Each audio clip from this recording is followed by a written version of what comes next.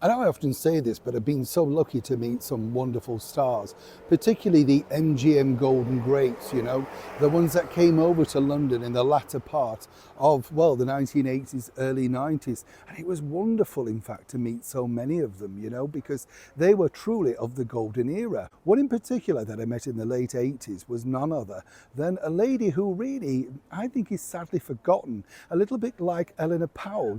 Everybody thinks of great dancers like Sid Charisse and Ginger Rogers, and then of course Fred Astaire, Gene Kelly, Donald O'Connor, those sort of people. But Ann Miller, to me, was a brilliant performer and a brilliant dancer. When you look at the early routines, you can see that she really rehearsed them, put a lot of effort into them, and looked brilliant too. Now, I was lucky enough to meet Ann Miller alongside my chum Mickey Rooney when they were appearing in London in the musical revue that was Sugar Babies. And let me tell you, backstage, it was incredible when you think, because Mickey never shut up. Every story had to be about him, you can imagine, can't you? And Ann Miller herself had a plethora of stories because she'd been in so many great movies. Did you know, by the way, she was the only sort of major star never to be given an Academy Award nomination, even though she'd been in everything from Easter Parade to all those wonderful things that we know, Kiss Me Kate, that sort of stuff.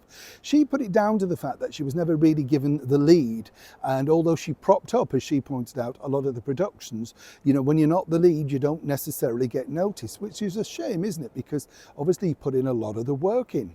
But you see, what was fascinating when you were sitting with somebody like Ann Miller was the things that she told you about, the wonderful people that we've forgotten perhaps today, like Margaret O'Brien. Do you remember the child star? She worked alongside the likes of Shirley Temple.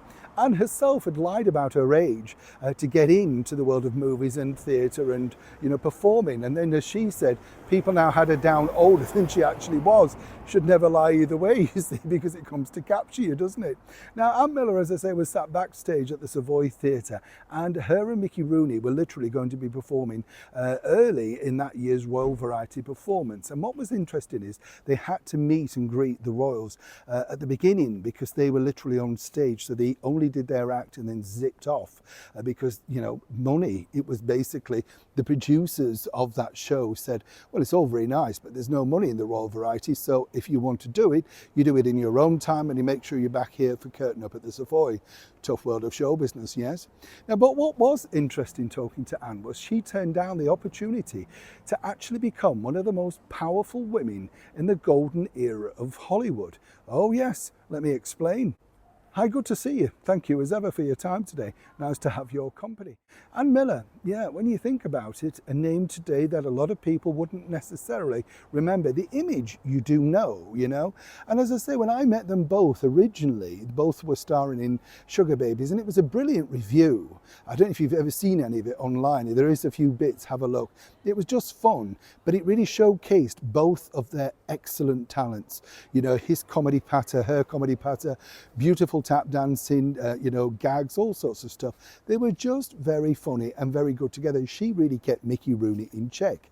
But she told me that in the middle 40s, she literally could have been the most powerful woman in Hollywood. This was all thanks to a proposal from none other than the biggest boss in Hollywood at that time, Louis B. Mayer, the head of MGM Studios. Now, he apparently was planning a divorce. You see, according to Anne, his wife was very much a backroom person, didn't want to do the glitterati, didn't like to go dancing every night, didn't want to meet and greet stars, just was very happy to support him, but from the sidelines. He'd apparently had, she put it nicely, a resurgence and decided that he really needed to be out there. Now we'd call it something of a male menopause, do you know what I mean? And it was fascinating because she said she had no idea when he called her into his office and she was sitting there, and this went for about 20 minutes, and suddenly he said, well, of course, when we're married, and she thought, married? Is this part of the script? What are we talking about? Suddenly, he got down on his knees, even though he was still married at the time, to propose to her. And she was absolutely stunned. Now, Anne had had 3 marriages, none of them particularly successful, as she told me. but she certainly wasn't going to marry Louis B. Mayer, no matter how popular or how famous he was, because the bottom line for her was she wasn't in it for that. She wanted to be married for love. Now, Louis didn't take this very well and apparently started to threaten her with suspension, and he was going to ruin her and she was never going to work again, the usual stuff. But she said it was her and her mother that were able to sort of smooth it over with him and say, look, you know, I'm way too young, let's give it a while, all that sort of stuff. But she said that's where the rumours started of her dating him and then having an affair. She said there was never an affair, but, you know, it was quite good to be squired round by the boss of MGM on the dance floor at the Coconut Grove or wherever. She said, but I could have been, but of course my morals didn't want me to be. And apparently Louis did forgive her in the end and obviously went on to have another successful marriage. But as she said, she never was really that big on power. The only thing she really wanted to do was perform. And didn't she do that well? If you haven't checked her out, do have a look at some clips online and you'll see exactly why Ann Miller should still be remembered very much so today. Neil Sean in the very heart of London.